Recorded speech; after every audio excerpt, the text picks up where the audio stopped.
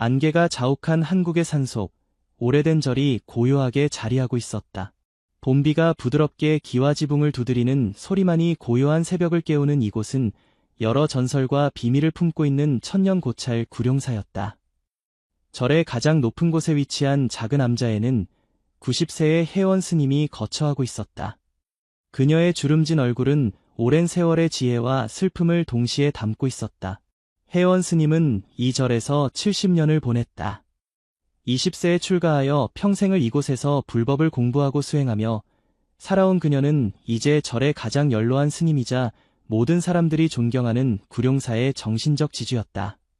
그녀의 맑은 눈빛은 깊은 산속의 맑은 호수처럼 투명했고 그 속에는 누구도 헤아릴 수 없는 깊이가 있었다. 구룡사는 백두산 기슭에 위치한 고찰로 천년의 역사를 자랑했다. 고즈넉한 자연 속에 자리한 이 절은 수많은 전쟁과 역사적 사건들을 목격해왔다. 100년 전만 해도 이곳은 많은 순례자들이 찾는 명소였지만 전쟁과 근대화의 물결 속에서 점차 그 명성이 흐려졌다. 그러나 산속 깊은 곳에 위치한 이 절은 여전히 많은 비밀과 전설을 간직하고 있었다. 절 주변에는 오래된 전설이 많았다. 달이 밝은 밤에는 작은 불빛들이 산 전체를 떠다닌다는 이야기, 깊은 밤 절 어딘가에서 아이들의 울음소리가 들린다는 이야기, 그리고 이 절에서 기도하면 불가능한 소원도 이루어진다는 이야기 등이 전해져 내려왔다. 마을 사람들은 이 모든 전설의 중심에 구룡사가 있다고 믿었고 그 비밀을 알고 있는 유일한 사람이 바로 혜원 스님이라고 생각했다. 그날은 유난히 안개가 짙었다. 아침 예불을 마친 후 혜원 스님은 갑자기 절 뒤편의 작은 동산으로 향했다. 젊은 스님들이 놀란 눈으로 바라보는 가운데 그녀는 도구를 가져와 조용히 땅을 파기 시작했다. 아무도 감히 질문을 던지지 못했다. 혜원 스님의 행동에는 항상 이유가 있었고 그 이유는 언제나 깊고 현명했기 때문이다. 스님, 도와드릴까요? 젊은 수련자 중 한 명인 지연이 조심스럽게 물었다. 지연은 20대 초반의 젊은 여성으로 5년 전 출가하여 혜원 스님 밑에서 수행 중이었다. 그녀는 혜원 스님을 깊이 존경했고 스님의 모든 행동에서 가르침을 찾으려 노력했다. 혜원 스님은 고개를 저었다. 이건 내가 해야 할 일이다. 그녀의 목소리는 나이에 비해 단단하고 확고했다. 땅을 파는 일은 노구에게 쉽지 않았지만 스님의 손길은 결코 멈추지 않았다. 마침내 약 반 미터 깊이에서 그녀는 작은 비단 보따리를 꺼냈다. 오래된 천 조각으로 쌓인 그 물건은 수십 년의 세월을 견뎌온 듯했다. 비단 보따리는 한때 선명했을 파란색이 이제는 바래고 낡아 있었지만 여전히 그 안에 소중한 무언가를 품고 있는 것처럼 보였다. 혜원 스님은 느린 걸음으로 법당으로 돌아왔다. 법당은 구룡사에서 가장 오래된 건물로 천년의 세월 동안 수많은 기도와 의식이 이루어진 신성한 공간이었다. 그곳에서 그녀는 보따리를 조심스럽게 풀었다. 안에는 누렇게 변색된 아기 옷 한 벌이 들어있었다. 너무 작은 옷이었다. 갓 태어난 아이의 것이었을 그 옷을 바라보는 혜원 스님의 눈에는 말로 표현할 수 없는 깊은 슬픔이 스쳐 지나갔다. 아기 옷은 한때 화려했을 자수가 놓인 한복이었다. 작은 저고리와 바지, 그리고 아기의 머리를 감쌌을 작은 보네까지 모두 갖추어져 있었다. 그 옷에는 오래전 누군가가 정성스럽게 수놓은 작은 꽃무늬가 있었고 한쪽 소매에는 작은 글씨로 이름이 새겨져 있었다. 서윤. 그녀는 아무 말 없이 법당 중앙의 화로에 그 옷을 넣고 불을 붙였다. 그리고 천천히 마치 영혼을 위로하듯 독경을 시작했다. 그녀의 목소리는 처음에는 작고 떨렸지만 점차 강해지며 법당을 가득 채웠다. 그것은 기도가 아니라 깊은 애도의 표현이었다. 나무 아미타불, 나무 아미타불. 혜원 스님의 목소리는 오랜 세월 동안 수많은 경전을 외워온 깊이와 힘이 있었다. 그녀는 눈을 감은 채 완전히 기도에 집중했고 법당 안에 있던 다른 스님들도 자연스럽게 그녀의 기도에 동참했다. 불꽃이 아기 옷을 태우자 이상하게도 법당 안이 갑자기 더 밝아진 것 같았다. 그것은 마치 작은 불빛이 법당 전체를 감싸는 듯한 느낌이었다. 그리고 잠시 동안 매우 희미하게 아이의 웃음소리가 들리는 것 같았다. 하지만 그 소리는 곧 사라졌고 법당은 다시 고요해졌다. 스님, 그게 무엇이었습니까? 의식이 끝난 후 지연이 조심스럽게 물었다. 그녀의 눈에는 호기심과 함께 약간의 두려움이 서려 있었다. 혜원 스님은 잠시 침묵했다. 그녀의 눈은 멀리 과거를 바라보는 듯했다. 과거의 상처야. 때가 되면 알게 될 거다. 그녀의 대답은 짧았지만 그 안에는 깊은 의미가 담겨 있었다.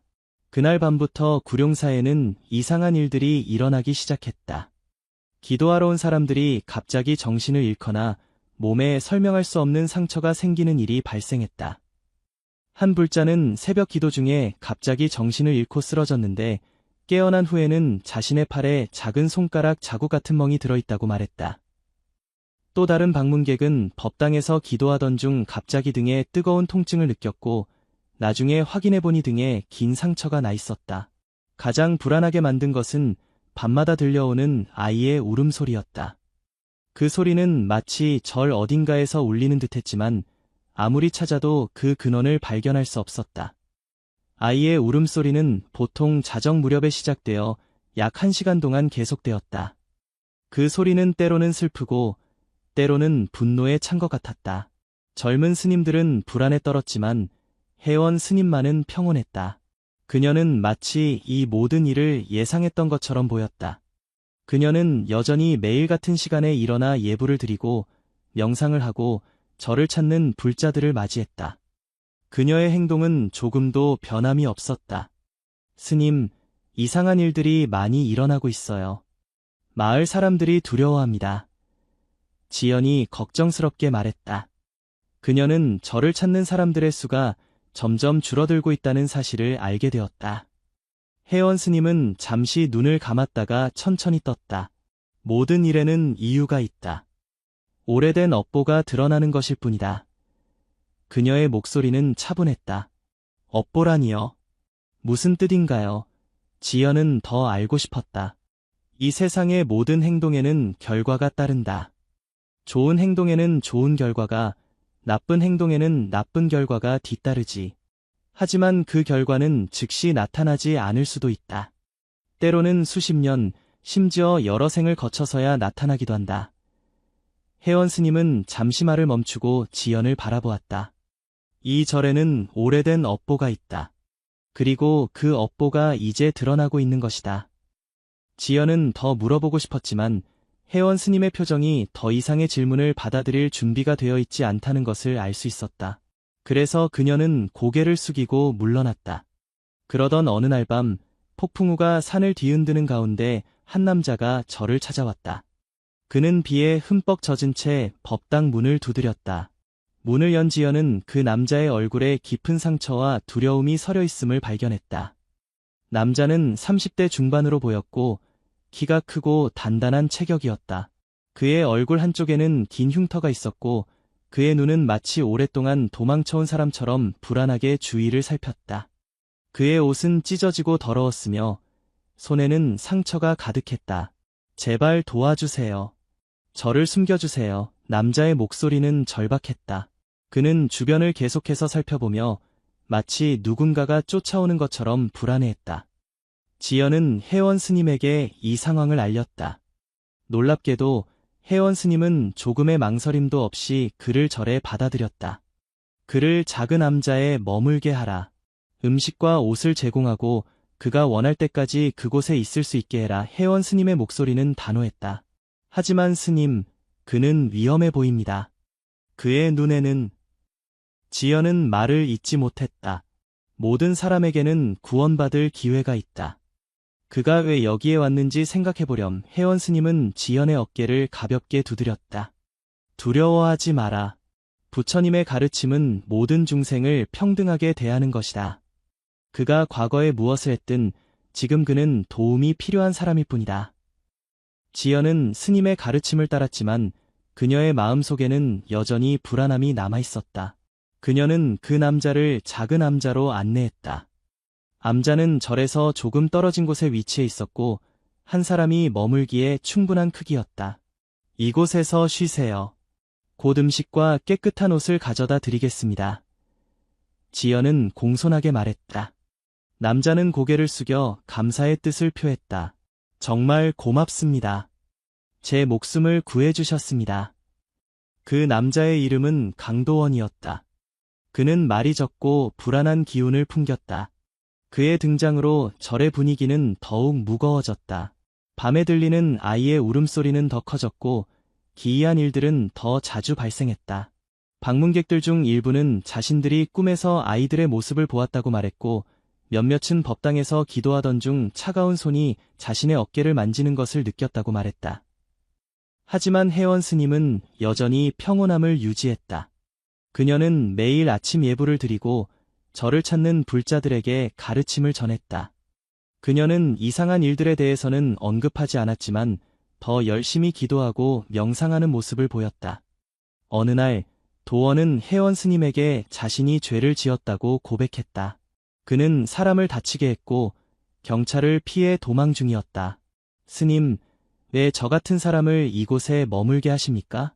저는 용서받을 수 없는 죄를 지었습니다. 도원의 목소리는 떨렸다.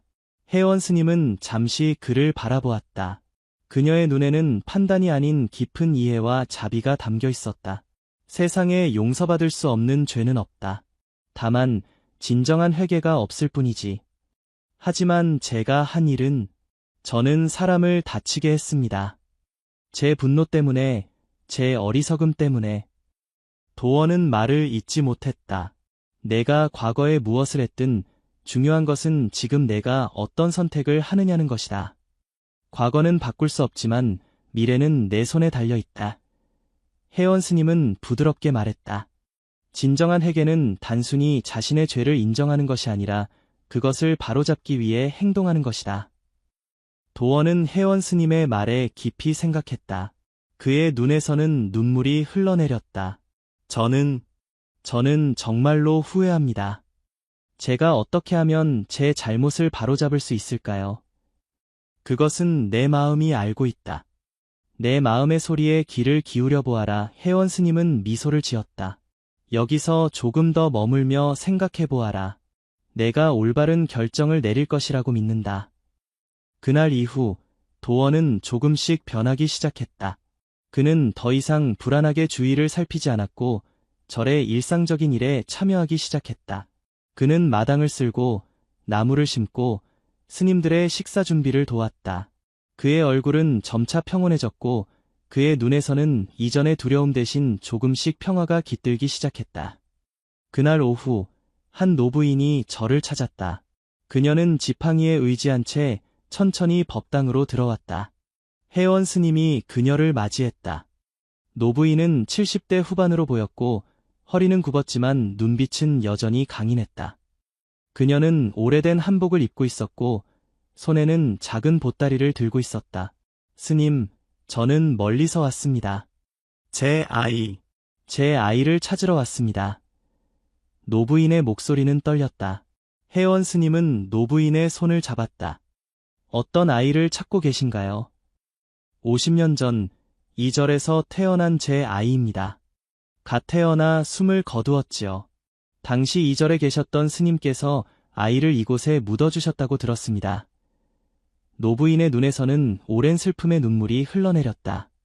저는 오랫동안 이곳을 찾지 못했습니다. 하지만 최근에 꿈에서 제 아이가 저를 부르는 소리를 들었습니다. 그래서 용기를 내어 이곳을 찾아왔습니다. 혜원 스님의 얼굴이 굳어졌다. 그녀는 노부인을 자신의 방으로 안내했다. 그곳에서 그들은 오랜 시간 이야기를 나눴다. 아무도 그 대화의 내용을 알지 못했지만 나중에 노부인이 나올 때는 그녀의 얼굴이 평온해 보였다. 지연은 노부인이 떠난 후 혜원 스님에게 물었다. 스님, 그 노부인은 누구입니까? 혜원 스님은 잠시 침묵했다. 그녀는 과거의 증인이다. 이제 모든 것이 드러나야 할 때가 왔다. 그날 밤 혜원 스님은 젊은 스님들을 모아놓고 긴 이야기를 시작했다.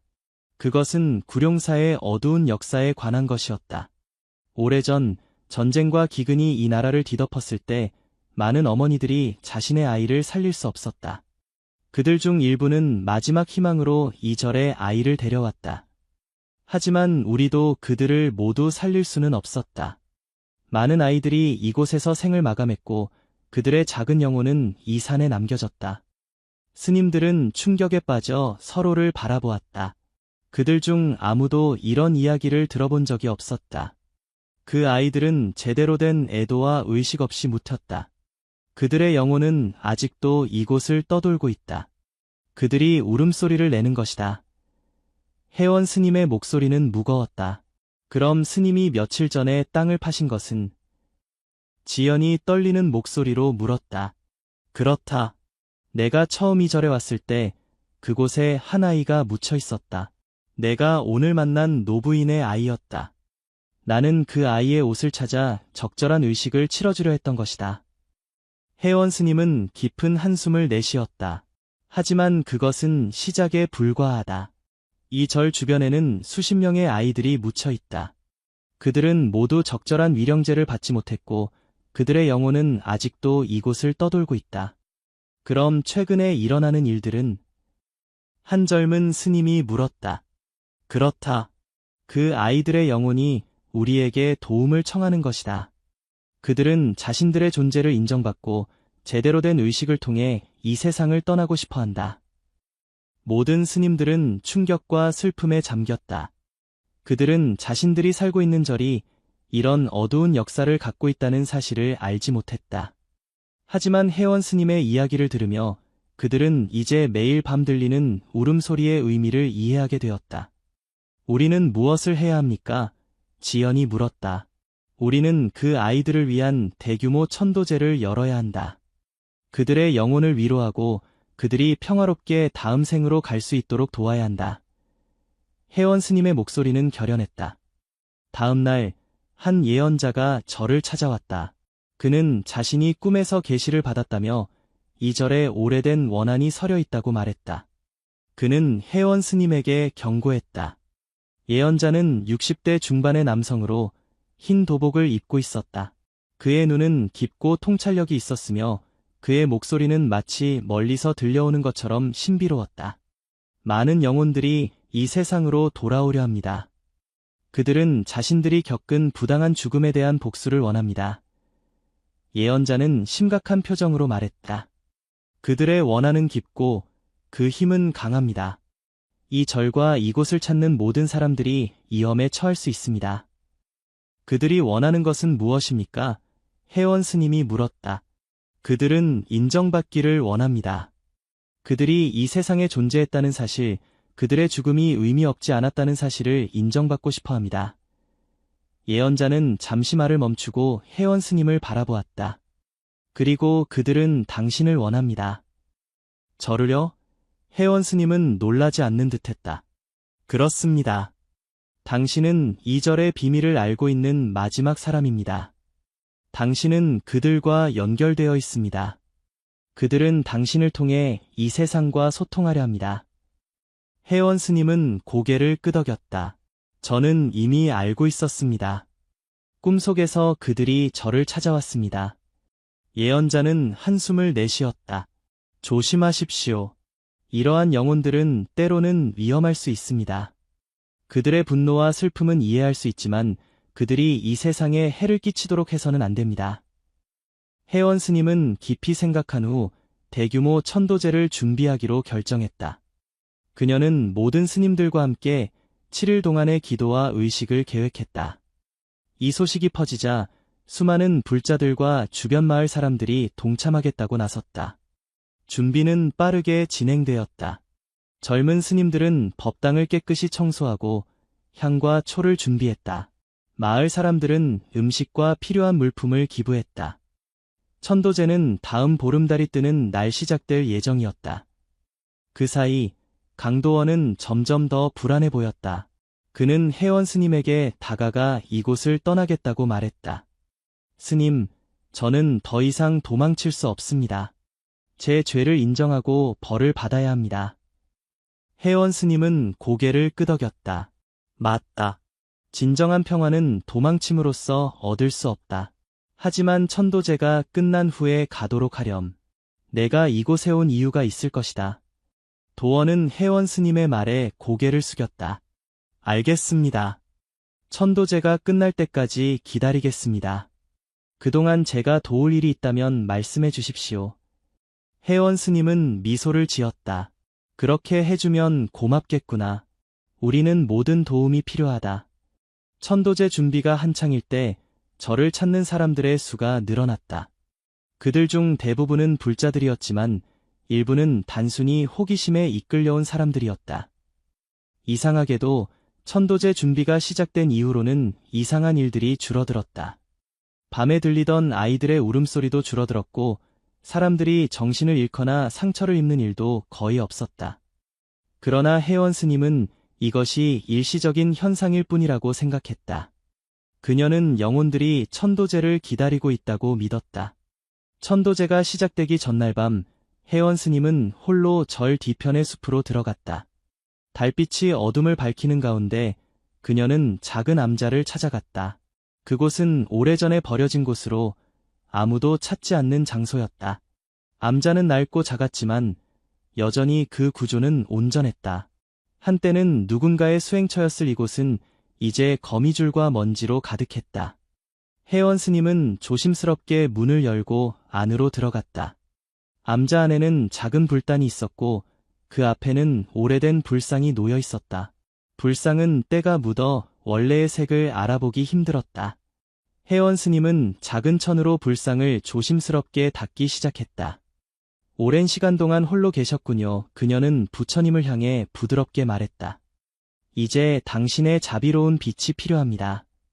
불상을 닦은 후 혜원 스님은 작은 촛불을 켜고 향을 피웠다. 그녀는 불상 앞에 무릎을 꿇고 기도를 시작했다. 그녀의 목소리는 낮고 평온했다. 부처님, 이곳에 남겨진 영혼들을 위해 기도합니다. 그들이 평화롭게 다음 생을 맞이할 수 있도록 도와주소서. 그들의 고통과 슬픔을 덜어주소서. 그때 갑자기 혜원 스님은 자신의 뒤에서 이상한 기운을 느꼈다. 그녀는 천천히 뒤를 돌아보았다. 암자 입구에 거대한 뱀이 나타나 있었다. 그것은 보통의 뱀이 아니었다. 몸체는 검은색이었지만 머리에는 희미하게 빛나는 무늬가 있었다. 뱀은 혜원 스님을 향해 천천히 다가왔다. 혜원 스님은 움직이지 않았다. 그녀는 뱀을 두려워하는 대신 그것을 바라보며 기도를 계속했다. 뱀은 혜원 스님의 앞까지 와서 잠시 멈추었다. 그것의 눈은 마치 사람의 눈처럼 지혜롭고 깊었다. 당신은 어떤 메시지를 가져왔나요? 혜원 스님은 조용히 물었다. 뱀은 대답하지 않았다. 대신 그것은 갑자기 혜원 스님의 발목을 물었다. 날카로운 통증이 느껴졌지만 혜원 스님은 소리를 내지 않았다. 이것이 내 마지막 시험이구나. 그녀는 중얼거렸다. 뱀은 혜원 스님의 발목을 물고 난 후 천천히 암자를 빠져나갔다. 혜원 스님은 자신의 발목을 살펴보았다. 2개의 작은 구멍에서 피가 흘러나오고 있었고 주변 피부는 이미 붉게 부어오르기 시작했다. 혜원 스님은 천천히 일어섰다. 그녀는 상처를 간단히 처치한 후 다시 불상 앞에 앉았다. 통증이 점점 심해졌지만 그녀는 계속해서 기도했다. 이것이 내 업보라면 기꺼이 받아들이겠습니다. 하지만 먼저 이 아이들의 영혼을 평화롭게 해야 합니다. 그녀는 밤늦게까지 암자에 남아 기도를 계속했다. 그리고 새벽이 밝아올 무렵 그녀는 천천히 암자를 나와 절로 돌아갔다. 다음 날 아침 지연은 혜원 스님이 법당에 나타나지 않자 걱정되어 그녀의 방을 찾았다. 그곳에서 그녀는 의식이 희미한 채 누워있는 혜원 스님을 발견했다. 그녀의 발목은 심하게 부어 있었고 검은 독이 퍼져 있었다. 스님, 빨리 병원에 가셔야 합니다. 지연은 울부짖었다. 혜원 스님은 천천히 눈을 떴다. 아니다. 이것은 내가 받아들여야 할 업보다. 걱정하지 말고 천도제 준비를 계속하렴. 하지만 스님, 이대로 두면 위험합니다. 독이 퍼지고 있어요. 지연의 눈에는 눈물이 고여 있었다. 지연아, 모든 일에는 이유가 있다. 이것은 내가 겪어야 할 시련이다. 두려워하지 마라. 혜원 스님의 목소리는 약했지만 단호했다. 지연은 할 수 없이 스님의 뜻을 따랐다. 그녀는 다른 스님들에게 혜원 스님의 상태를 알렸고 그들은 모두 걱정하며 그녀를 위해 기도했다. 혜원 스님의 상태는 시간이 지날수록 악화되었다. 하지만 그녀는 병원에 가기를 거부했다. 대신 그녀는 남은 힘을 모아 천도제를 준비했다. 그녀는 약초를 이용해 독의 확산을 늦추려 했지만 그것은 임시방편일 뿐이었다. 천도제 첫날, 수많은 사람들이 구룡사를 찾았다. 법당은 사람들로 가득 찼고 많은 이들이 절 마당에까지 자리를 잡았다. 혜원 스님은 비록 몸이 약해졌지만 의식을 이끌기 위해 자리에서 일어났다. 그녀는 천천히 법당 중앙으로 걸어나갔다. 그녀의 걸음은 불안정했고 얼굴은 창백했다. 하지만 그녀의 눈은 여전히 깊고 맑았다. 오늘 우리는 이 절에서 생을 마감한 모든 영혼들을 위해 기도합니다. 그들이 평화롭게 다음 생을 맞이할 수 있도록 우리 모두 마음을 모아 기도합시다. 혜원 스님의 기도는 깊고 진실했다. 그녀는 모든 영혼들에게 용서를 구하고 그들이 평화를 찾을 수 있기를 빌었다. 법당에 있던 모든 사람들은 그녀의 기도에 깊이 감동받았다. 의식이 진행되는 동안 이상한 일이 일어났다. 법당 안이 갑자기 차가워졌고 촛불들이 동시에 깜박였다. 그리고 순간 매우 희미하게 아이들의 웃음소리가 들리는 것 같았다. 혜원 스님은 미소를 지었다. 그들이 우리의 기도를 듣고 있습니다. 천도제는 7일 동안 계속되었다. 매일 밤 법당에서는 깊은 기도와 명상이 이어졌다. 혜원 스님은 비록 건강이 악화되었지만 모든 의식에 참여했다. 그녀는 자신의 고통을 무시한 채 오직 영혼들을 위한 기도에만 집중했다. 마지막 날 혜원 스님은 자신의 모든 제자들을 불러 모았다. 그녀의 얼굴은 창백했지만 눈빛만은 여전히 맑고 강했다. 내 사랑하는 제자들아, 나는 곧 이 세상을 떠날 것이다. 하지만 두려워하지 말아라. 죽음은 또 다른 시작일 뿐이다. 지연과 다른 스님들은 눈물을 흘렸다. 그들은 스승이 자신의 생명을 희생하여 영혼들을 구하고 있다는 것을 알고 있었다. 스님, 제발 병원에 가시자요. 아직 늦지 않았습니다. 지연이 간절히 말했다. 혜원 스님은 부드럽게 웃었다. 아니다, 지연아. 이것은 내가 선택한 길이다. 내가 이 절에 와서 처음 본 것이 바로 그 아이의 묘였다. 그때부터 나는 이 아이들의 영혼을 위로해주겠다고 약속했다. 이제 그 약속을 지킬 때가 왔다. 그녀는 천천히 자신의 마지막 가르침을 전했다. 그것은 자비와 용서, 그리고 모든 생명을 존중하는 것에 관한 이야기였다. 이 세상에는 많은 아픔과 슬픔이 있다. 하지만 우리가 진정한 자비의 마음을 가진다면 그 어떤 어둠도 이겨낼 수 있다. 기억하거라, 미움은 결코 미움으로 소멸되지 않는다. 오직 사랑만이 미움을 녹일 수 있다. 혜원 스님은 잠시 말을 멈추고 깊은 숨을 내쉬었다. 그녀의 목소리는 점점 약해졌다. 지연아, 내가 내 뒤를 이어 이 절을 이끌어주기 바란다. 내 안에는 깊은 자비와 지혜가 있다. 내가 그것을 잘 활용하여 많은 사람들을 도울 수 있기를 바란다. 지연은 눈물을 흘리며 고개를 끄덕였다. 스님의 가르침을 절대 잊지 않겠습니다. 제가 스님의 뜻을 이어가겠습니다. 마지막 날 밤 천도제가 절정에 달했을 때 혜원 스님은 조용히 눈을 감았다. 그 순간 절 전체가 잠시 고요해졌고 이어서 부드러운 바람이 불었다. 그것은 마치 수많은 영혼들이 자유롭게 날아오르는 듯한 느낌을 주었다. 혜원 스님의 장례식은 소박하지만 존엄하게 치러졌다. 수많은 사람들이 그녀를 추모하기 위해 모였고 그들 모두는 그녀의 자비와 용기에 깊은 존경심을 표했다. 강도원은 의식이 끝난 후 자신이 지은 죄를 고백하고 경찰에 자수하기 위해 떠났다. 그의 눈에는 더 이상 두려움이 없었다. 그는 혜원 스님에게 깊은 감사를 표했다. 스님 덕분에 저는 진정한 용서와 회개의 의미를 깨달았습니다. 이제 제 잘못을 인정하고 그것을 바로잡기 위해 노력하겠습니다. 혜원 스님이 떠난 후 절에서는 더 이상 이상한 일들이 일어나지 않았다. 밤에 들리던 아이들의 울음소리도 사라졌고 사람들이 정신을 잃거나 상처를 입는 일도 없었다. 대신 절 주변의 나무들은 더욱 푸르게 자라기 시작했고 꽃들은 더 화려하게 피어났다. 마을 사람들은 혜원 스님이 자신의 목숨을 바쳐 오래된 원한을 풀어주었다고 믿게 되었다. 그녀의 희생으로 인해 수많은 영혼들이 평화를 찾았다는 이야기가 퍼졌다. 지연은 스승의 뒤를 이어 많은 이들을 돕기 시작했다. 그녀는 혜원 스님의 가르침을 마음에 새기고 그 뜻을 이어나갔다. 구룡산은 점차 평화와 치유의 장소로 알려지게 되었고 많은 사람들이 마음의 안식을 찾아 이곳을 찾았다. 어느 날 밤 지연은 꿈에서 혜원 스님을 만났다. 꿈속에서 스님은 미소를 지으며 말했다. 지연아, 두려워하지 말고 내 길을 가거라. 나는 언제나 여기 있을 것이다. 지연이 잠에서 깨어났을 때 그녀의 방에는 은은한 향기가 감돌고 있었다. 그것은 혜원 스님이 생전에 즐겨 사용하던 향의 냄새였다. 지연은 미소를 지었다. 스님은 여전히 이곳에 있었다. 그녀의 사랑과 자비는 구룡사의 모든 구석구석에 남아 모든 이들을 감싸고 있었다. 시간이 흐르고 계절이 바뀌었지만 구룡사의 평화는 계속되었다. 강도원은 자신의 죄에 대한 벌을 받은 후 다시 절을 찾아왔다. 그는 자신의 남은 삶을 다른 이들을 돕는 데 바치겠다고 맹세했다. 그의 눈에는 더 이상 어둠이 없었다. 제가 이곳에 처음 왔을 때 저는 두려움과 분노로 가득 찬 사람이었습니다. 도원은 지연에게 말했다.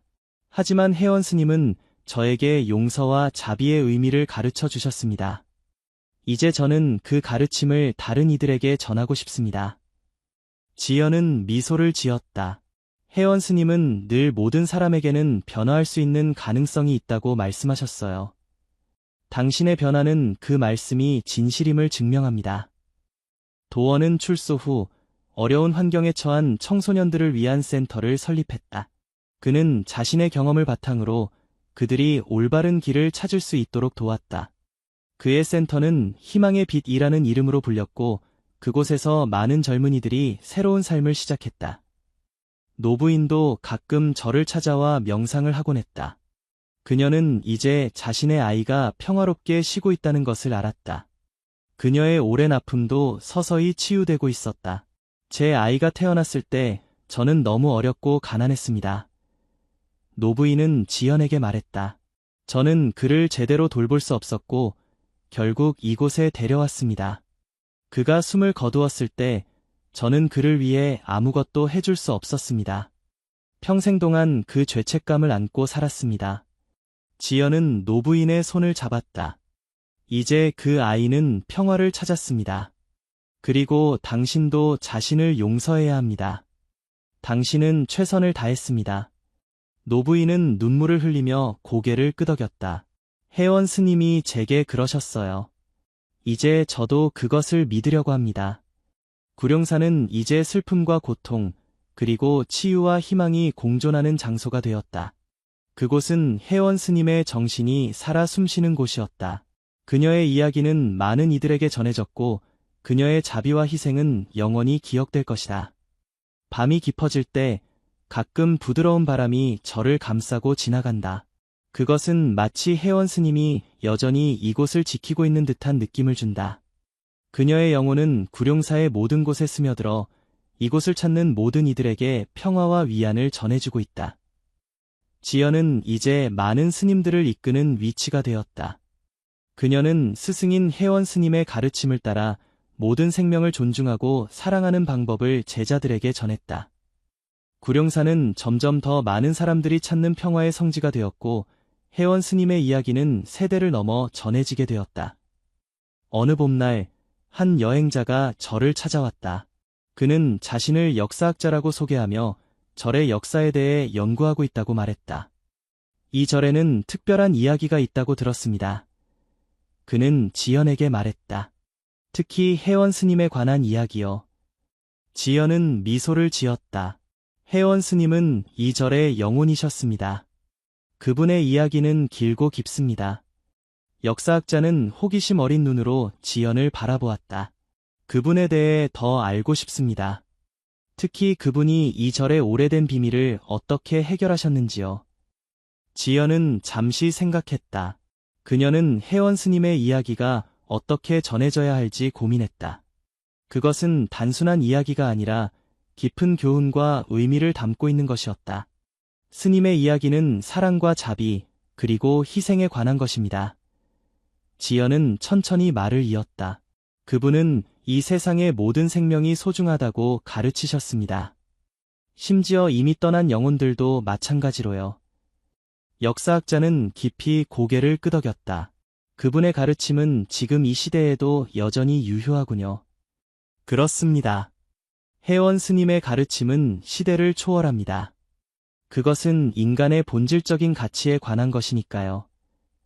그들의 대화는 오래 계속되었다. 지연은 혜원 스님의 이야기를 상세히 들려주었고, 역사학자는 모든 것을 꼼꼼히 기록했다. 그의 눈에는 깊은 존경심이 담겨 있었다. 이 이야기는 반드시 많은 사람들에게 전해져야 합니다. 그는 말했다.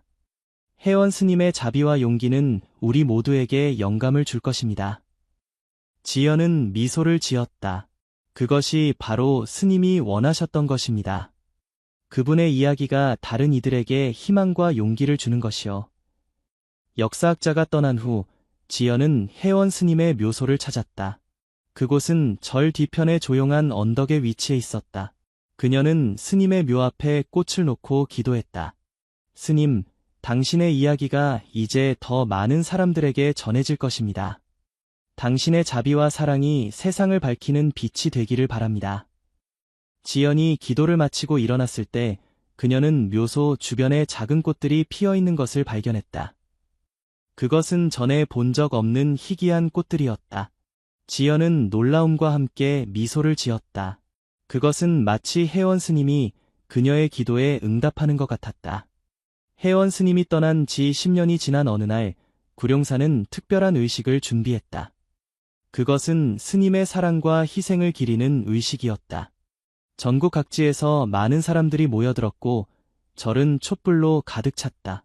지연은 의식의 중심에 서서 스승의 이야기를 천천히 들려주었다. 그녀의 목소리는 법당을 가득 채웠고 모든 이들은 깊은 감동에 빠졌다. 혜원 스님은 자신의 생명을 바쳐 수많은 영혼들을 구했습니다. 그녀의 자비와 용기는 우리 모두에게 큰 가르침을 남겼습니다. 오늘 우리는 그 가르침을 기억하고 우리 자신의 삶에서도 그 빛을 이어갈 것을 약속합니다. 의식이 끝나갈 무렵 갑자기 부드러운 바람이 불어와 법당의 모든 촛불을 흔들었다. 하지만 이상하게도 불은 꺼지지 않고 더 밝게 빛났다. 모든 사람들이 놀라움에 숨을 죽였다. 그 순간 법당 한가운데서 희미한 빛이 나타났다. 그것은 점점 커지더니 마침내 혜원 스님의 모습이 희미하게 드러났다. 그녀는 미소를 짓고 있었고 그 주위로 작은 불빛들이 반짝이고 있었다. 그것은 마치 어린 영혼들이 그녀와 함께 있는 것 같았다.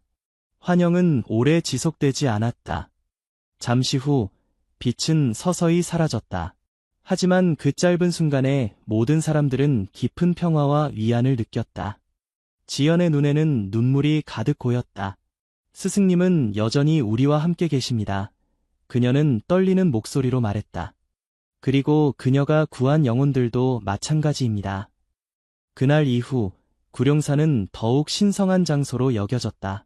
사람들은 그곳에서 기적적인 치유와 내면의 평화를 경험했다고 말했다. 혜원 스님의 이야기는 점점 더 멀리 퍼져나갔고 그녀의 자비와 희생의 정신은 수많은 사람들에게 영감을 주었다. 강도원은 자신의 센터를 통해 수백 명의 어려운 아이들을 도왔다. 그는 종종 아이들에게 혜원 스님의 이야기를 들려주며 어떤 어둠도 사랑의 빛으로 이겨낼 수 있다고 가르쳤다. 그의 인생은 완전히 변화되었고 그는 자신의 어두운 과거가 오히려 더 많은 빛을 가져왔다고 믿게 되었다. 그가 센터에서 일을 시작한 지 몇 년 후 한 어린 소년이 그의 관심을 끌었다. 그 소년은 부모를 잃고 거리에서 살아가던 아이였다. 소년의 눈에는 강도원이 한때 가졌던 것과 같은 분노와 두려움이 있었다. 내 이름이 뭐니? 도원은 부드럽게 물었다. 서윤입니다. 소년은 낮은 목소리로 대답했다. 도원은 놀라움을 감출 수 없었다. 그것은 혜원 스님이 발견한 아기 옷에 새겨져 있던 이름이었다. 물론 그것은 우연의 일치일 수도 있었지만 도원은 그것이 어떤 의미가 있다고 믿었다. 서윤아, 널 도와주고 싶구나. 괜찮을까? 도원은 조심스럽게 물었다. 소녀는 잠시 망설이다가 고개를 끄덕였다. 그날부터 도원은 서윤에게 특별한 관심을 기울였다. 그는 소년이 학교에 다닐 수 있도록 도왔고 그에게 삶의 중요한 가치들을 가르쳤다. 시간이 흐르면서 서윤은 점점 더 밝고 자신감 있는 아이로 변해갔다. 그는 도원을 마치 아버지처럼 따랐고 그의 가르침을 열심히 받아들였다. 서윤이 고등학교를 졸업할 무렵 그는 자신의 꿈을 도원에게 말했다. 저도 선생님처럼 어려운 아이들을 돕고 싶어요. 그들에게 희망을 주고 싶어요. 도원은 감동하여 눈물을 흘렸다. 그는 서윤을 꼭 안아주며 말했다. 넌 반드시 그 일을 해낼 거야. 내 안에는 특별한 빛이 있어. 서윤은 결국 사회복지학을 전공하고 도원의 센터에서 함께 일하게 되었다. 그들은 함께 더 많은 아이들에게 도움의 손길을 내밀었고 희망의 빛 센터는 점점 더 유명해졌다. 어느 날 서윤은 구룡사를 방문하기로 결심했다. 그는 도원에게서 혜원 스님의 이야기를 들었고 그 절을 직접 보고 싶어 했다. 도원은 그와 함께 가기로 했다. 구룡사에 도착했을 때 그들은 지연을 만났다. 지연은 이제 노련한 스님이 되어 있었고 많은 제자들을 가르치고 있었다. 도원은 그녀에게 서윤을 소개했다. 이 아이의 이름이 서윤입니다. 제가 센터에서 만난 아이인데 혜원 스님이 발견한 그 옷에 새겨진 이름과 같더군요. 지연은 놀라움과 함께 서윤을 바라보았다. 그녀는 서윤의 얼굴에서 무언가 특별한 것을 느꼈다. 그것은 마치 오래된 영혼의 지혜 같은 것이었다. 혹시 혜원 스님의 묘소를 방문하고 싶니? 지연이 물었다. 서윤은 고개를 끄덕였다. 그들은 함께 스님의 묘소로 향했다. 묘소에 도착했을 때 서윤은 갑자기 멈춰섰다. 그의 눈에는 눈물이 고였다. 여기서 본 적이 있는 것 같아요. 그의 목소리는 떨렸다. 꿈에서, 아니, 기억에서. 도원과 지연은 놀라움을 감추지 못했다. 서윤은 계속해서 말했다. 제가 태어났을 때 어머니는 저를 이곳에 데려왔다고 해요. 하지만 저는 너무 약해서 곧 숨을 거두었대요. 그리고 여기에 묻혔다고. 하지만 그것은 제 이야기가 아니라 어머니가 저에게 들려준 이야기였어요. 제 친형에 관한 이야기였죠. 그 아이도 저와 같은 이름을 가졌었어요. 도원과 지연은 서로를 바라보았다. 그들은 그것이 단순한 우연이 아니라는 것을 느꼈다. 혜원 스님의 영향력은 이렇게 다양한 방식으로 계속되고 있었다. 세월이 흘러 서윤은 도원의 뒤를 이어 희망의 빛 센터의 책임자가 되었다. 그는 더 많은 센터를 열고 더 많은 아이들에게 도움을 주었다. 그의 이름은 사회복지 분야에서 널리 알려졌고 그의 노력은 수많은 사람들에게 희망을 주었다. 구룡사도 계속해서 발전했다. 지연이 이끄는 절은 이제 한국에서 가장 중요한 불교 수행처 중 하나가 되었다. 많은 사람들이 마음의 평화와 깨달음을 찾아 이곳을 방문했다. 그리고 그들 모두는 혜원 스님의 이야기를 듣게 되었다. 혜원 스님의 이야기는 세대를 넘어 전해졌고 그녀의 자비와 희생은 수많은 사람들에게 영감을 주었다. 그녀의 정신은 구룡사의 모든 구석구석에 살아있었고 그곳을 찾는 모든 이들에게 평화와 위안을 전해주고 있었다. 어느 겨울날, 첫눈이 내리던 날, 지연은 혜원 스님의 묘소 앞에 서 있었다. 그녀는 스승을 생각하며 조용히 기도했다.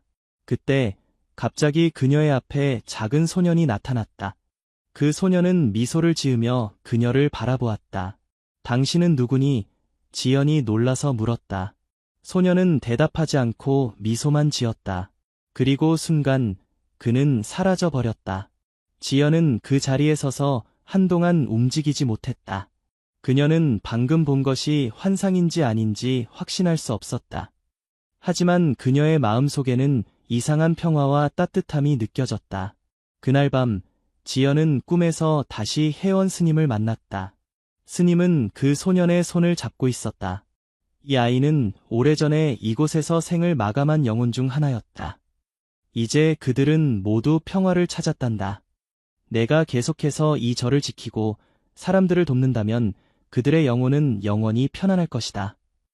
지연은 꿈에서 깨어난 후 마음속에 강한 결의를 다졌다. 그녀는 혜원 스님의 유산을 지키고 그녀의 가르침을 계속해서 전할 것이다. 구룡산은 앞으로도 오랫동안 많은 사람들에게 희망과 치유를 주는 장소로 남을 것이다. 계절이 바뀌고 세월이 흘러도 혜원 스님의 정신은 구룡사에 계속 머물렀다. 때때로 달빛이 밝은 밤에는 법당 주변에서 작은 불빛들이 반짝이는 것을 볼 수 있다고 한다.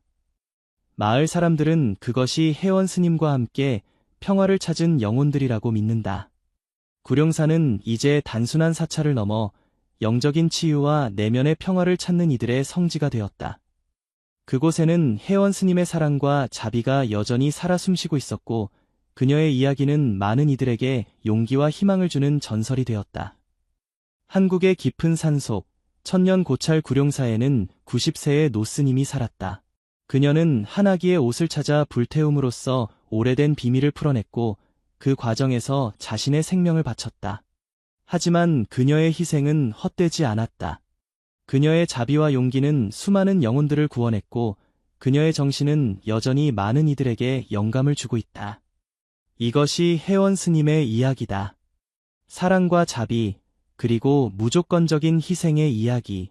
그녀의 영혼은 여전히 구룡사를 지키고 있으며 그곳을 찾는 모든 이들에게 평화와 위안을 전해주고 있다. 어떤 이들은 깊은 밤, 절 주변에서 90세 노스님의 모습을 보았다고 한다. 그녀는 항상 미소를 짓고 있으며 그녀의 주위에는 작은 불빛들이 반짝인다고 한다. 그것은 마치 그녀가 여전히 이곳에서 영혼들을 보살피고 있는 것 같다. 한국의 작은 시골 마을 진얼리는 평화롭고 사계절의 변화가 뚜렷하게 느껴지는 곳이었다. 그날도 마을은 새벽부터 일어나 하루를 시작했고 사람들은 각자의 일상을 살아가고 있었다. 하지만 그 누구도 이날이 마을 전체에 충격을 안겨줄 날이 될 것이라고는 예상하지 못했다. 김민준과 박소라 부부는 2살배기 아들 태호와 함께 작은 농가에서 살고 있었다. 태호는 부모의 자랑이자 기쁨이었으며 밝고 건강한 아이로 성장하고 있었다. 하지만 겨울이 깊어지면서 태호의 건강 상태가 급격히 악화되기 시작했다. 처음에는 가벼운 기침으로 시작했지만 점차 심해져 호흡곤란 증세까지 보이게 되었다. 여보, 태호가 열이 너무 높아요. 옷이 땀으로 다 젖었어요. 소라가 걱정스러운 표정으로 말했다. 민주는 서둘러 아들을 안아들었다. 태호의 얼굴은 창백했고 숨을 쉴 때마다 가슴이 심하게 오르내렸다. 두 부모는 서둘러 아이를 데리고 마을에서 가장 가까운 병원으로 향했다. 진료를 맡은 이진우 의사는 태호를 세심히 검사한 후 심각한 표정으로 부모를 불렀다. 폐렴 증세가 매우 심각합니다. 즉시 대학병원으로 옮겨야 합니다. 태호는 마을에서 40km 떨어진 대학병원으로 긴급 이송되었다. 하지만 그날 밤 태호의 상태는 급격히 악화되었다. 의료진은 최선을 다해 아이를 살리기 위해 노력했지만 새벽 3시 무렵 심장 박동이 멈추었다. 박상민 의사는 태호의 사망을 선언했다. 정말 유감입니다. 최선을 다했지만 박 의사의 목소리가 떨렸다. 심한 폐렴으로 인한 호흡 부전으로 사망했습니다. 민준과 소라는 믿을 수 없다는 듯 아들의 차가운 몸을 안고 오열했다. 그들의 세상은 그 순간 무너져 내렸다. 병원 측은 필요한 서류를 작성한 후 태호의 시신을 부모에게 인계했고 슬픔에 잠긴 부부는 아들의 시신을 고향 마을로 데려왔다. 마을 사람들은 태호의 장례를 준비하기 위해 모였다. 진얼리에서는 전통적으로 고인의 시신을 집에 모시고 3일간의 장례를 치르는 관습이 있었다. 태호의 작은 관은 민준의 집 대청마루에 놓였고 그의 부모와 가까운 친척들이 옆에서 지켰다. 장례식을 앞둔 전날 밤 민준과 소라는 아이의 관 옆에서 잠들지 못한 채 밤을 새웠다. 날이 밝아오면서 친지들과 마을 주민들이 조문을 위해 하나둘 모이기 시작했다. 작은 관 속의 태호는 마치 깊은 잠에 빠진 것처럼 평화로워 보였다. 우리 아들. 소라는 아이의 차가운 뺨을 쓰다듬으며 속삭였다. 그 순간이었다. 그 누구도 예상하지 못한 믿을 수 없는 일이 일어났다. 관 속에 누워있던 태호가 천천히 눈을 떴다. 그리고 몸을 일으켜 앉더니 맑은 목소리로 말했다. 엄마, 물 주세요. 그 자리에 있던 모든 사람들은 공포와 충격에 질려 비명을 질렀다. 소라는 놀라 뒤로 넘어졌고 민주는 벌떡 일어나 아들을 향해 달려갔다. 태호야, 태호야. 민주는 떨리는 손으로 아들을 안아들었다. 태호는 아버지를 바라보며 다시 한번 말했다. 아빠, 목마워요. 민주는 서둘러 물을 가져왔고 태호는 물을 한 모금 마셨다. 그러나 그 순간 태호의 눈이 다시 감기기 시작했고 몸이 스르르 힘을 잃었다. 다시 한번 그의 작은 몸에서 생기가 사라졌다. 태호야. 안 돼, 안 돼. 소라는 아이를 와락 끌어안았다. 민주는 즉시 아이를 차에 태우고 병원으로 달려갔다. 하지만 병원에 도착했을 때 의사들은 다시 한번 태호의 사망을 확인했다. 그들은 민준과 소라의 이야기를 믿지 않았다. 그런 일은 의학적으로 불가능합니다. 박상민 의사는 차분히 설명했다. 아마도 극심한 슬픔으로 인한 환각이었을 겁니다. 하지만 민준은 확신했다. 자신의 아들이 그 짧은 순간 동안 다시 살아났다는 것을. 그리고 그것은 의료진의 실수로 아이가 제대로 치료받지 못한 결과라고 생각했다. 우리 아들은 살아 있었습니다. 당신들이 잘못 진단한 거예요. 민준은 분노와 슬픔에 휩싸여 외쳤다. 민준과 소라는 병원을 상대로 소송을 제기하기로 결심했다. 그들은 아들이 실제로는 깊은 혼수 상태에 있었을 뿐 완전히 사망한 것은 아니었다고 주장했다. 만약 의료진이 더 신중하게 진찰했다면 태호는 살 수 있었을지도 모른다는 생각이 그들을 괴롭혔다. 이 사건은 순식간에 전국적인 뉴스가 되었다. 죽음에서 깨어난 아이, 혹은 기적의 순간이라는 제목의 기사들이 신문과 방송을 통해 퍼져나갔다. 의학계에서는 이러한 현상에 대한 설명을 찾기 위해 다양한 이론을 제시했고 종교계에서는 기적이라 부르기 시작했다. 소송이 시작되었지만 의료진은 자신들의 진단이 정확했다고 주장했다. 그들은 태호의 생명 징후가 완전히 사라졌으며 모든 의학적 절차를 제대로 따랐다고 말했다. 하지만 민준과 소라는 굴하지 않았다. 그들은 아들의 순간적인 부활이 의학적 오류의 증거라고 확신했다. 소송이 진행되는 동안 진월리 마을은 깊은 슬픔과 미스터리에 휩싸였다. 태호의 장례식은 예정대로 치러졌지만 마을 사람들 사이에서는 이상한 소문들이 돌기 시작했다. 어떤 이들은 태호의 영혼이 아직 이승을 떠나지 못했다고 말했고 다른 이들은 그것이 부모의 깊은 슬픔이 만들어낸 환상이라고 생각했다. 소라는 매일 밤 아들의 작은 무덤을 찾아가 이야기를 나눴다.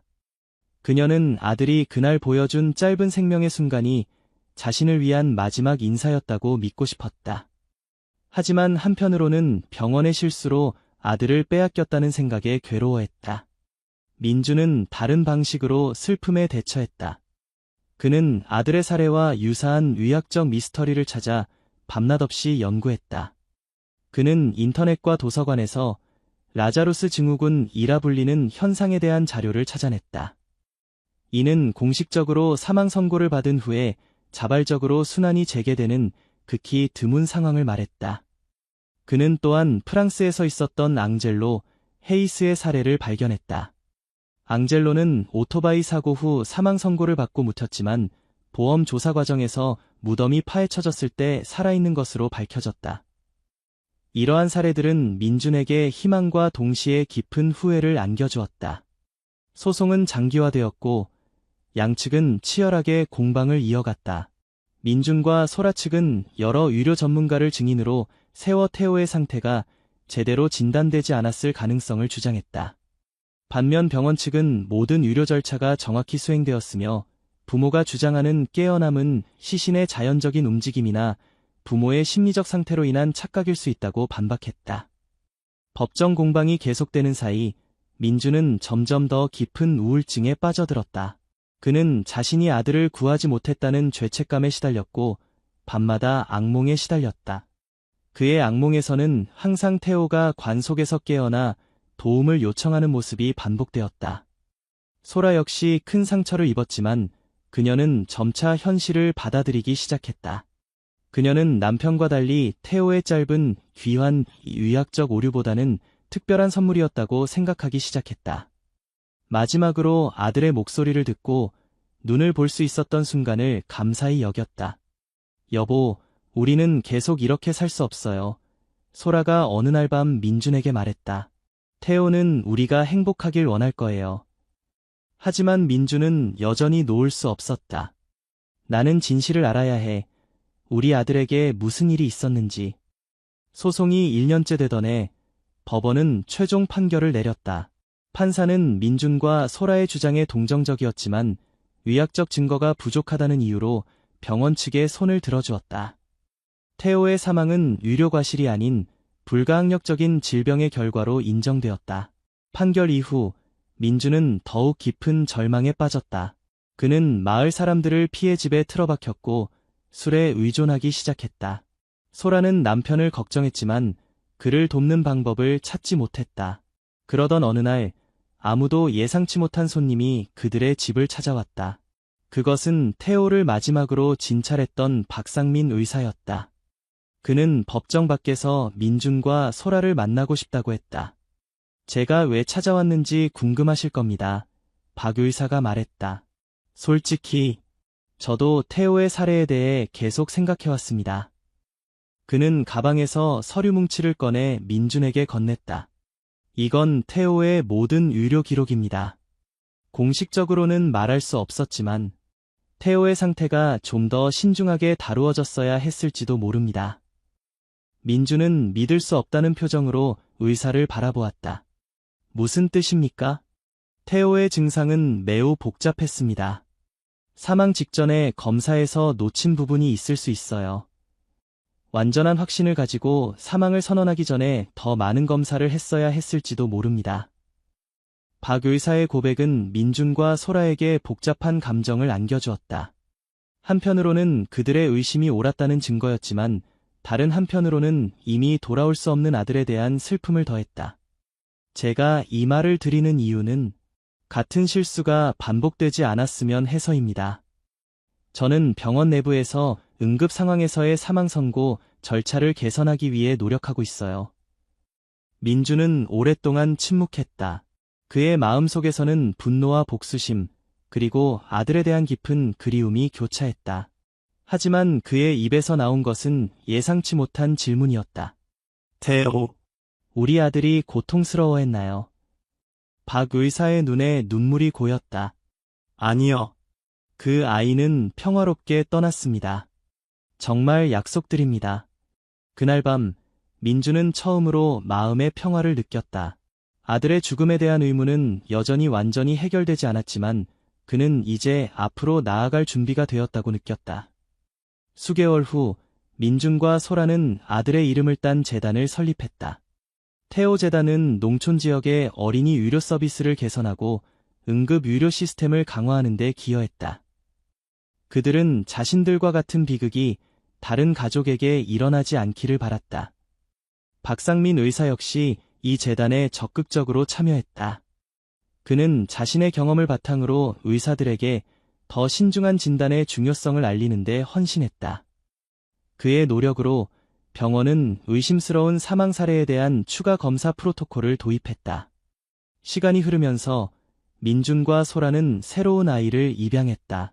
그들은 태호를 잊지 않았지만 그의 기억을 간직한 채 새로운 사랑을 나누기로 했다. 입양한 아이 수호는 태호와 비슷한 나이였고 부모의 사랑을 필요로 했다. 태호가 우리에게 보내준 선물 같아요. 소라는 수호를 안으며 말했다. 민주는 미소를 지었다. 그는 이제 아들의 짧은 깨어남이 단순한 의학적 현상이 아니라 그들에게 전하는 마지막 메시지였을지도 모른다고 생각했다. 아마도 태호는 그들에게 삶을 계속하라고, 사랑을 계속하라고 말하고 싶었는지도 모른다. 진월리 마을 사람들은 이제 태호의 기적이라고 부르는 이 사건을 오랫동안 기억했다. 그것은 슬픔과 미스터리가 뒤섞인 이야기였지만 동시에 희망과 치유, 그리고 용서에 관한 이야기이기도 했다. 민준과 소라는 매년 태호의 생일과 그가 잠시 깨어났던 날을 특별히 기념했다. 그들은 마을 어린이들과 함께 풍선을 하늘로 날리며 천국에 있는 태호에게 메시지를 보냈다. 엄마 아빠는 널 항상 사랑해, 태호야. 소라는 매번 풍선을 놓아주며 속삭였다. 그리고 그들은 믿었다. 어딘가에서 태호가 그 메시지를 받고 미소 짓고 있을 것이라고. 장례식에서 일어난 기적 같은 사건은 의학계에서 계속해서 연구되었다. 많은 의사들이 이 사례를 분석했고 다양한 이론이 제시되었다. 일부는 라자루스 증후군이라는 희귀한 의학적 현상으로 설명했고 또 다른 이들은 태호의 뇌가 완전히 기능을 멈추기 전에 마지막 신경 활동이 있었을 가능성을 제기했다. 하지만 민준과 소라에게 중요한 것은 의학적 설명이 아니었다. 그들에게 중요한 것은 아들이 마지막 순간에 그들에게 보여준 작은 기적이었다. 태호 재단은 해가 지날수록 성장했다. 처음에는 작은 지역 단체로 시작했지만 점차 전국적인 규모로 확장되었다. 재단은 특히 진단이 어려운 소아 질환 연구와 농촌 지역의 의료 서비스 개선에 초점을 맞추었다. 재단의 활동이 알려지면서 비슷한 경험을 한다른 가족들이 민준과 소라에게 연락해왔다. 그들은 자신들의 이야기를 나누고 서로에게 위안을 주었다. 이러한 만남을 통해 민준과 소라는 자신들이 혼자가 아니라는 것을 깨달았고 더 강해질 수 있었다. 수호는 민준과 소라의 보살핌 아래 건강하게 자라났다.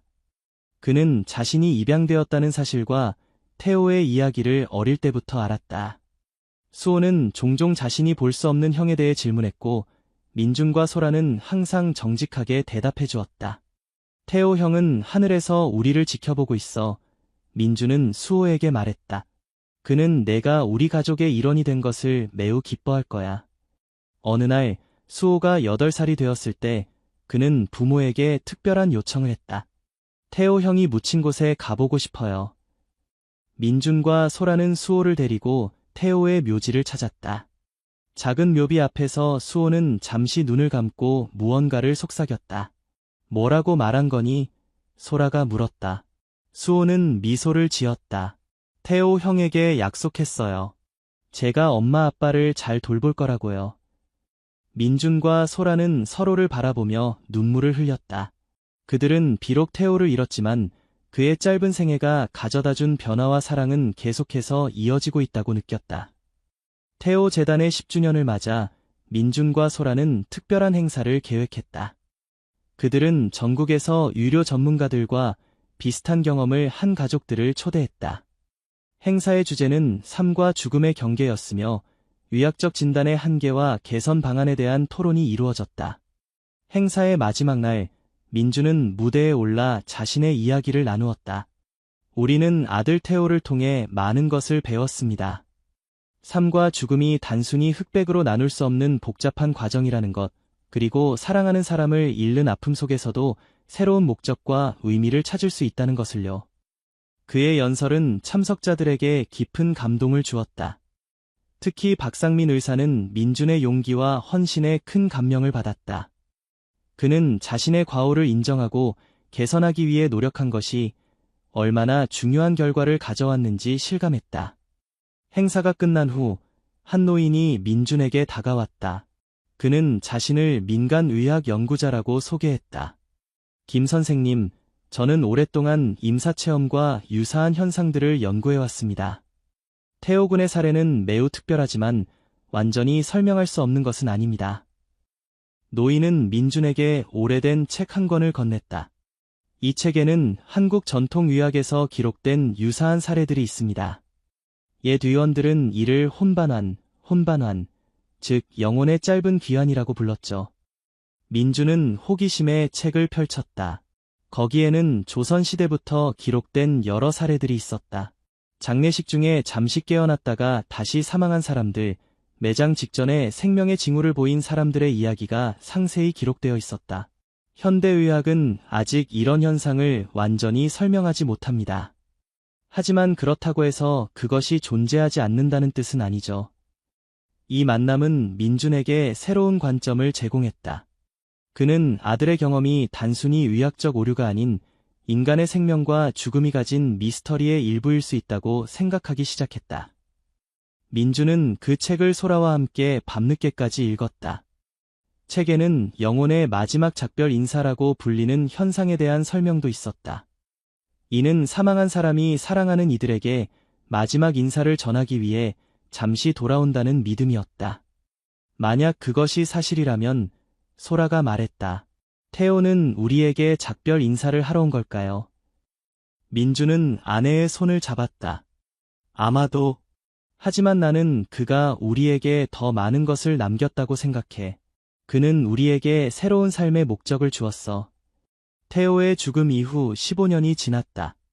민준과 소라는 이제 중년이 되었고 수호는 대학생이 되었다. 그는 의학을 공부하기로 결정했고 특히 소아과와 응급의학에 관심을 가지고 있었다. 수호의 선택은 우연이 아니었다. 그는 자신이 결코 만나보지 못한 형의 이야기에 영향을 받아 의사가 되기로 결심했다. 저는 태호 형처럼 고통받는 아이들이 없었으면 좋겠어요. 수호는 부모님에게 말했다. 그리고 의사들이 더 정확한 진단을 내릴 수 있도록 도움이 되고 싶어요. 민준과 소라는 아들의 결정을 자랑스럽게 생각했다. 그들은 태호의 짧은 생애가 수호에게 영감을 주었다는 사실에 감동받았다. 태호 재단은 이제 전국적으로 인정받는 단체가 되었다. 그들은 특히 농촌 지역의 의료 서비스 개선과 어린이 응급 의료 시스템 강화에 큰 기여를 했다.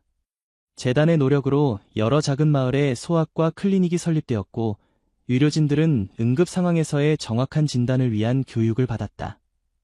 민주는 재단의 활동을 통해 많은 삶을 변화시켰다. 그는 더 이상 분노와 슬픔에 사로잡힌 사람이 아니었다. 대신 그는 아들의 이름으로 선한 일을 하는데 헌신했다. 소라 역시 재단에서 중요한 역할을 맡았다. 그녀는 비슷한 경험을 한 부모들을 위한 지원 그룹을 이끌며 그들이 슬픔을 이겨내고 앞으로 나아갈 수 있도록 도왔다. 그러던 어느 날 민주는 예상치 못한 방문객을 맞이했다. 그녀는 자신을 이지연이라고 소개했고 딸 서연이 최근 폐렴으로 사망한 후 특이한 경험을 했다고 말했다. 저희 딸도 장례식 중에 잠시 눈을 떴어요. 지연이 떨리는 목소리로 말했다. 아무도 믿어주지 않아요. 의사들은 제가 환각을 보았다고 해요. 하지만 저는 알아요. 서연이가 저에게 작별 인사를 하러 왔다는 것을. 민주는 자신의 경험을 떠올리며 깊은 공감을 느꼈다. 저도 처음에는 아무도 믿어주지 않았어요. 하지만 당신은 혼자가 아닙니다. 그는 지연에게 태호의 이야기를 들려주었고 그녀에게 노인에게서 받은 책을 보여주었다. 책에는 수백 년 동안 기록된 유사한 사례들이 있었다. 이런 경험은 드물지만 당신만 겪은 일은 아닙니다. 민준이 말했다. 어떤 사람들은 이를 의학적 현상으로 설명하고 다른 사람들은 영적인 경험이라고 생각해요. 중요한 것은 당신이 겪은 일이 실제라는 겁니다. 지연은 눈물을 흘리며 고개를 끄덕였다. 그녀가 저에게 말했어요. 엄마, 괜찮아요. 나는 행복해요. 그리고 다시 눈을 감았어요. 민주는 조용히 지연의 이야기를 들었다. 그는 이제 이런 경험이 개인적인 슬픔을 넘어 더 큰 의미를 가질 수 있다는 것을 알았다. 그는 지연에게 태호 재단의 지원 그룹에 참여할 것을 제안했고 그녀의 경험이 다른 부모들에게도 도움이 될 수 있다고 설명했다. 아픔을 치유하는 가장 좋은 방법은 다른 사람들을 돕는 것입니다.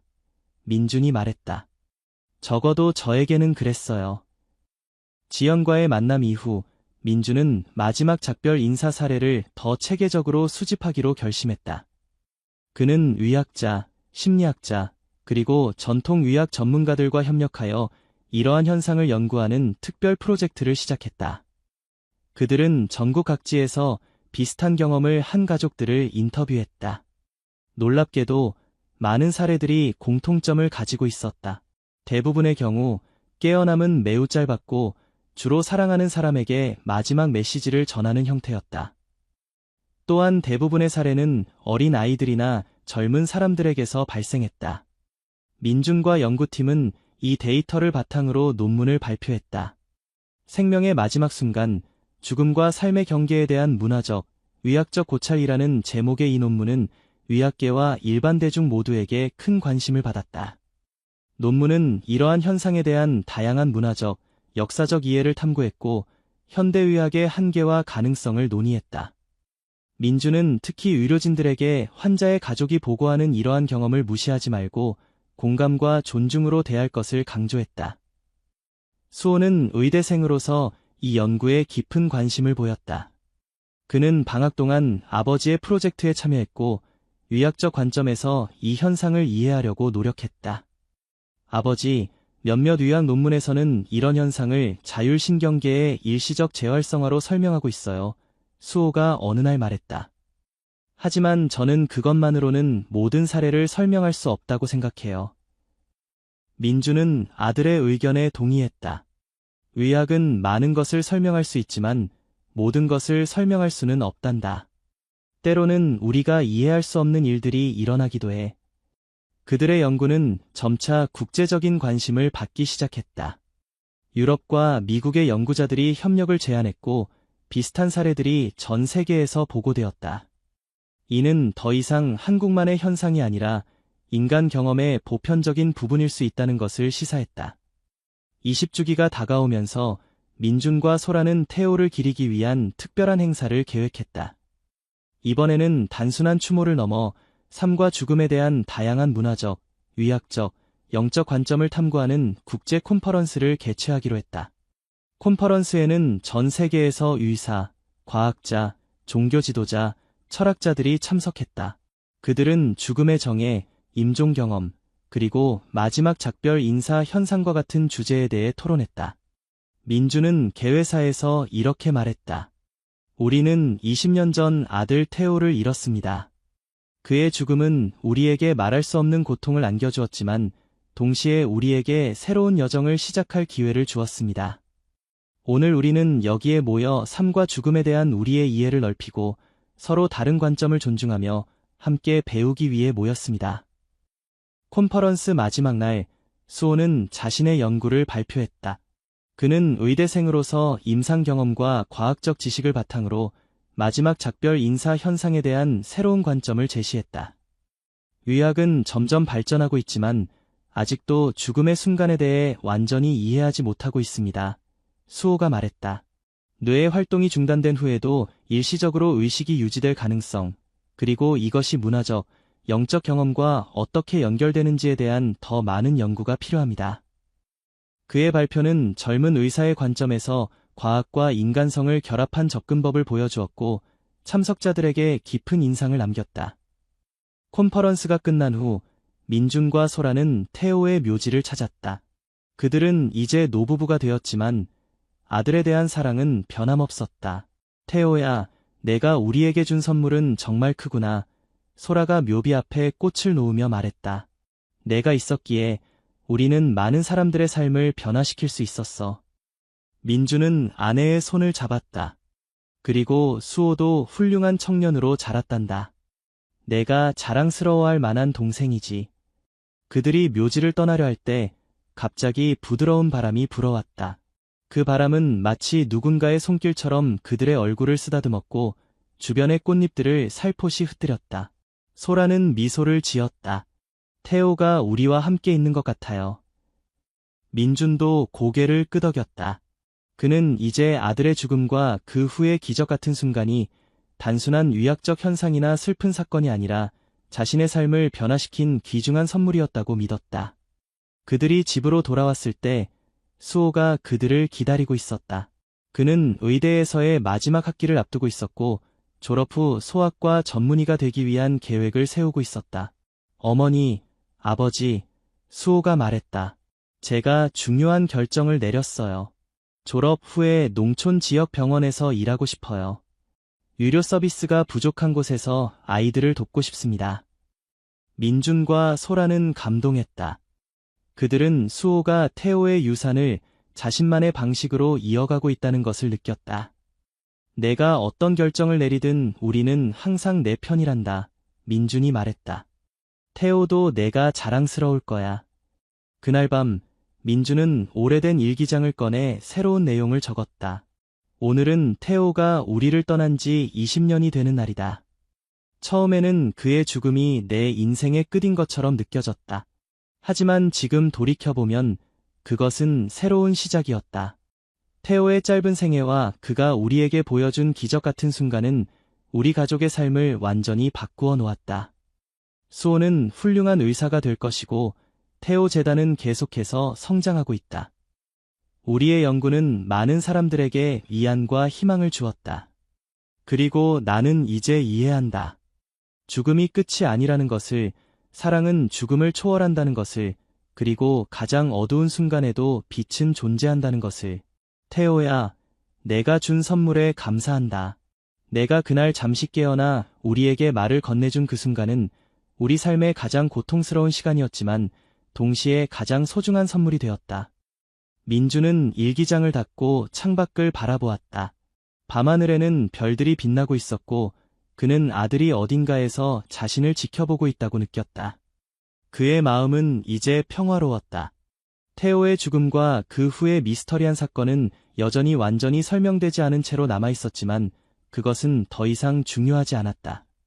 중요한 것은 그들이 그 경험을 통해 얼마나 성장했는지 그리고 얼마나 많은 사람들의 삶을 변화시켰는지였다. 민주는 침대에 누워 소라의 손을 잡았다. 그들은 말없이 서로를 바라보았다. 그들의 눈에는 여전히 슬픔의 그림자가 있었지만 그것은 이제 희망과 감사의 빛으로 가득 차 있었다. 우리는 행복한 사람들이에요. 소라가 속삭였다. 민주는 고개를 끄덕였다. 그래, 우리는 정말 행복해. 그들은 태호가 떠난 후 긴 여정을 함께 걸어왔다. 그리고 그 여정은 계속될 것이다.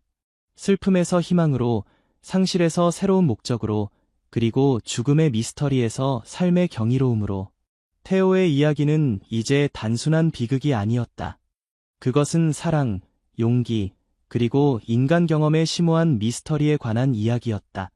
그리고 그 이야기는 계속해서 많은 사람들에게 영감을 주고 있었다.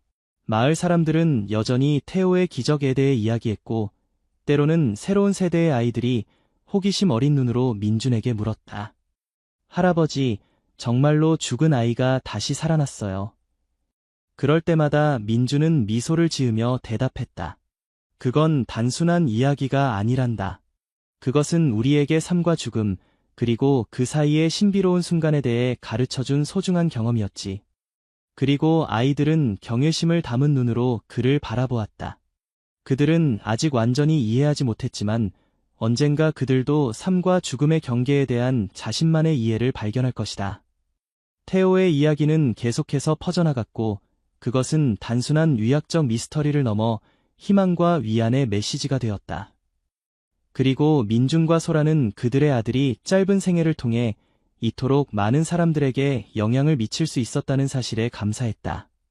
아들의 짧은 귀환, 이 단순한 의학적 현상이었든 혹은 더 심오한 무언가였든 그것은 그들의 삶의 의미와 목적을 가져다 주었다. 그리고 그것이야말로 가장 큰 기적이었다. 수호가 의사가 되고 몇 년 후 그는 시골 병원에서 일하며 많은 아이들의 생명을 구했다. 그의 헌신과 전문성은 지역사회에서 높이 평가받았고 많은 부모들이 아픈 아이들을 데리고 그를 찾아왔다. 어느 겨울날 한 어머니가 폐렴에 걸린 2살배기 아들을 데리고 병원에 왔다. 아이의 상태는 심각했고 수호는 즉시 응급처치를 시작했다. 그는 태호의 사례를 떠올리며 더욱 신중하게 아이를 진찰했다. 의사 선생님, 우리 아이 살릴 수 있나요? 어머니가 불안한 눈빛으로 물었다. 수호는 잠시 망설이다가 진실된 목소리로 대답했다. 최선을 다하겠습니다.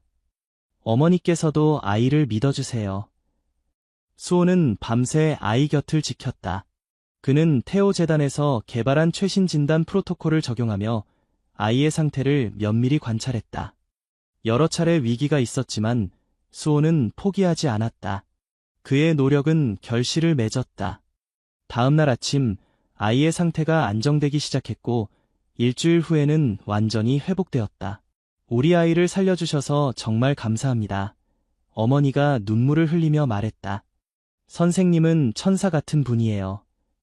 수호는 미소를 지었다. 제가 한 일은 없습니다. 저는 단지 제가 배운 것을 실천했을 뿐이에요. 그리고 어쩌면 제 형이 저를 도왔을지도 모르죠. 그날 저녁, 수호는 부모님에게 전화를 걸었다. 오늘 한 아이를 살렸어요. 태호 형이 저에게 가르쳐준 교훈 덕분이에요. 전화기 너머로 민준과 소라의 자랑스러운 목소리가 들려왔다. 그들은 아들의 성취를 축하하며 태호의 유산이 이렇게 계속되고 있다는 사실에 감사했다. 시간이 흐르면서 태호의 이야기는 의학적, 영적 연구의 중요한 사례가 되었다. 민준과 소라가 시작한 연구는 의학계에 새로운 관점을 제시했고 많은 병원들이 임종과 관련된 프로토콜을 개선했다. 태호 재단은 이제 국제적인 기관이 되어 전 세계의 어려운 환경에 처한 아이들을 돕고 있었다. 그들은 특히 농촌 지역의 의료시설 개선과 의료진 교육에 중점을 두었다. 민준과 소라는 이제 노년기에 접어들었지만 여전히 재단의 활동에 적극적으로 참여했다.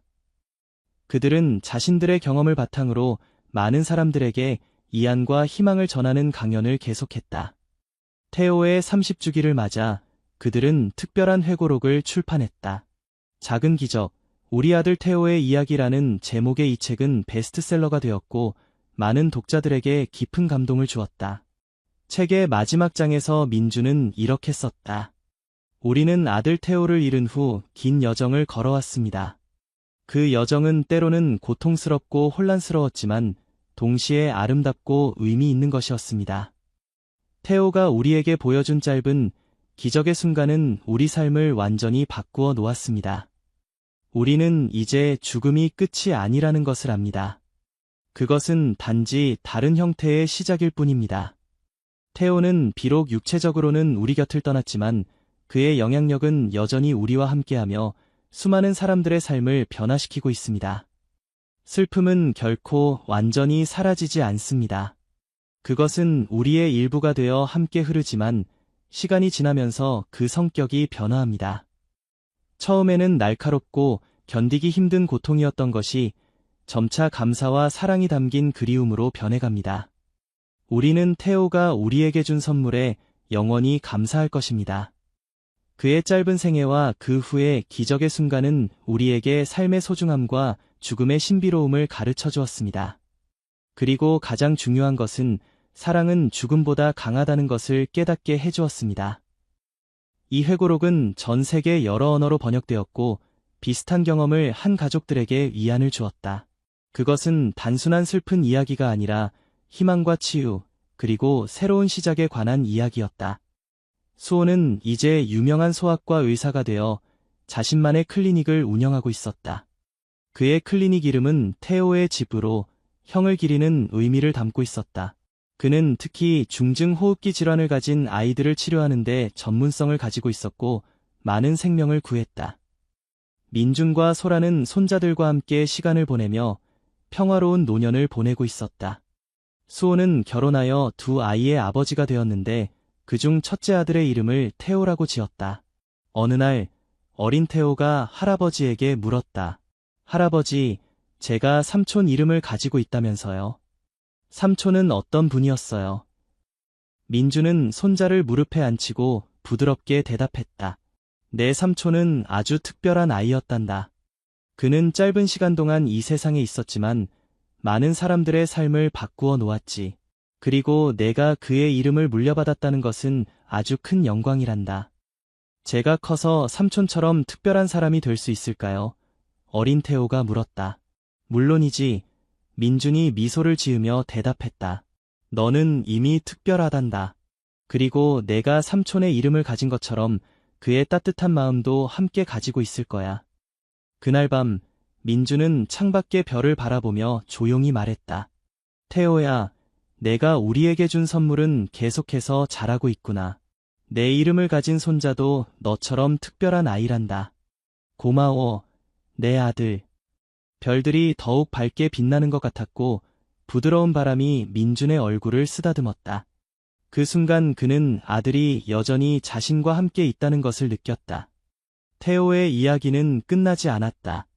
그것은 계속해서 새로운 세대에게 전해지며 사람들에게 삶과 죽음, 그리고 그 사이의 신비로운 순간에 대해 생각하게 만들었다. 그리고 그것이야말로 진정한 불멸이었다. 마을 사람들은 여전히 태호의 기적에 대해 이야기했고, 이제 그것은 지역의 전설이 되었다. 하지만 민준과 소라에게 그것은 단순한 이야기가 아니었다. 그것은 그들의 삶을 변화시킨 진실된 경험이었고, 아들의 마지막 선물이었다. 어떤 사람들은 그날 태호가 보여준 짧은 깨어남이 단순한 위약적 현상이었다고 말했고, 다른 사람들은 그것이 영적인 경험이었다고 믿었다. 하지만 민준과 소라에게 중요한 것은 그 경험의 과학적 설명이 아니라 그것이 그들의 삶에 가져다준 변화와 의미였다. 태호가 떠난 지 40년이 지난 어느 봄날, 민준과 소라는 태호의 묘지를 찾았다. 그들은 이제 많이 늙었지만 서로를 의지하며 여전히 강한 사랑으로 함께했다. 그들이 묘지 앞에 서 있을 때 갑자기 따뜻한 바람이 불어왔고 벚꽃잎들이 하늘에서 춤을 추듯 내려앉았다. 태호가 우리를 반겨주는 것 같아요. 소라가 미소를 지으며 말했다. 민준은 고개를 끄덕였다. 그래, 그는 항상 우리와 함께 있었어. 그들은 손을 꼭 잡고 묘비 앞에 앉았다. 그리고 태호에게 그동안 있었던 일들, 수호와 손자들의 이야기, 그리고 태호 재단이 이룬 성과들에 대해 이야기했다. 우리 아들, 내가 자랑스러워할 일들이 정말 많구나. 민준이 말했다. 내가 우리에게 준 선물은 계속해서 자라고 있어. 그들이 묘지를 떠날 때 소라는 마지막으로 돌아보며 말했다. 우리는 곧 다시 만날 거야, 태호야. 그때까지 잘 있어. 민준은 아내의 손을 꼭 잡았다. 그들은 태호의 죽음과 그 후의 기적 같은 순간을 통해 삶과 죽음에 대한 더 깊은 이해를 얻었다. 그들은 이제 죽음을 두려워하지 않았고 그것을 또 다른 여정의 시작으로 받아들였다. 그들이 집으로 돌아가는 길에 하늘은 아름다운 석양으로 물들어 있었다. 그 빛은 마치 태호가 보내는 마지막 인사처럼 따뜻하고 아름다웠다. 민준과 소라는 서로를 바라보며 미소 지었다. 그들의 눈에는 여전히 슬픔의 그림자가 있었지만 그것은 이제 깊은 사랑과 감사의 빛으로 덮여 있었다. 태호의 이야기는 이렇게 계속되었다. 그것은 처음에는 슬픔과 상실의 이야기였지만 점차 희망과 사랑, 그리고 삶의 신비로운 연속성에 관한 이야기로 변모해갔다.